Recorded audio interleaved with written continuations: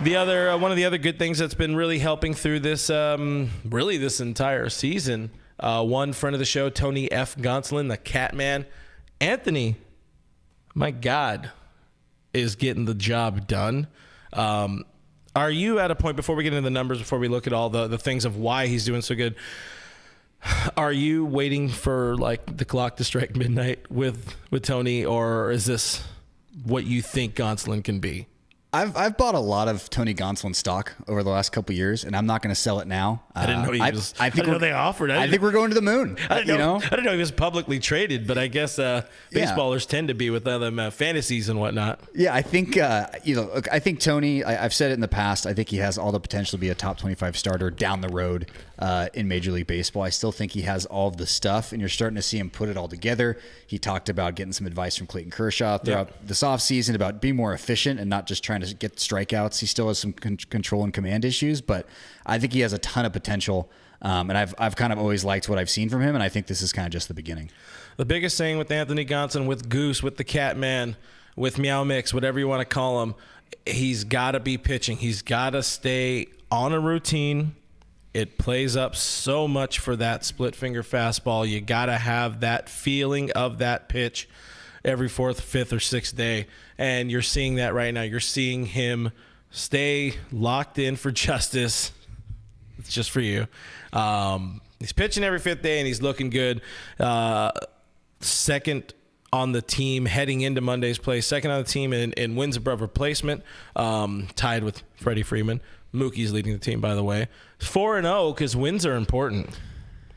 Because you had a whole thing about Kershaw going 4-0 the first time in his career. You know what I'm just saying? I had a thing because it was an interesting stat that helped us create content. I do not care about wins. My position has been very clear on wins. But no, we're having a good time. I think the biggest thing that leaped out at me looking at Tony Gonsolin's numbers this year is the ground ball rate, 47.4%.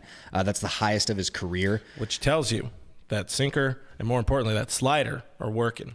Exactly. Yeah, and splitter. I like the cutter too at 13.6%. That's the highest he's thrown it this year. So he's redone his mix a little bit, but he's still going to kind of live and die with that splitter. Like when that splitter's going well, you saw what happened on Sunday. He looks really, really good, but I think he still has some things to tighten up control-wise as well. He's always going to walk dudes because the nature of a split finger fastball is to not be in the strike zone very much, because if it's in the strike zone, they go and hit it, and it's going to go pretty far.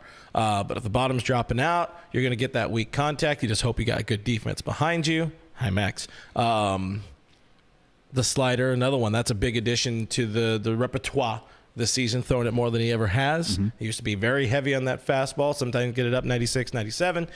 But just don't worry about that. Just get the weak contact, stay in the game, and he's been a godsend for this rotation. Tops on the team, right? 1.62 ERA, so best ERA on the team amongst the starters. Fourth in the NL, in the National League, fifth in baseball, all starters with at least 30 innings pitched, and fifth in baseball. He's just not qualified, or he's just not reached that innings plateau to be qualified, but he's killing it. He's killing the game. Buy your stock on Tony Gonsolin. The guy's the real deal. Great example too of how maybe always having to make players versatile doesn't always benefit the player the most.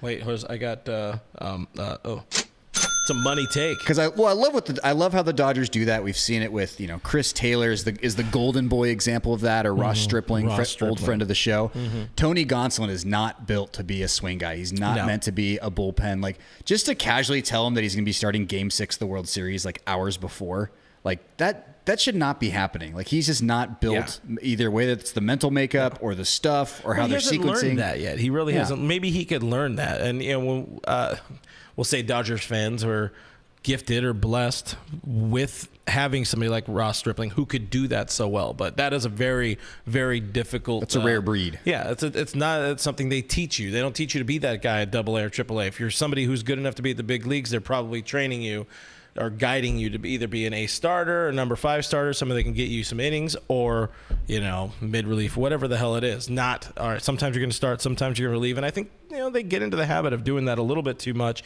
especially in the post Ross Stripling era with Gonsolins, with the Dustin May types. Even though May was starting to start 21, but. You do want to see a little bit more consistency there.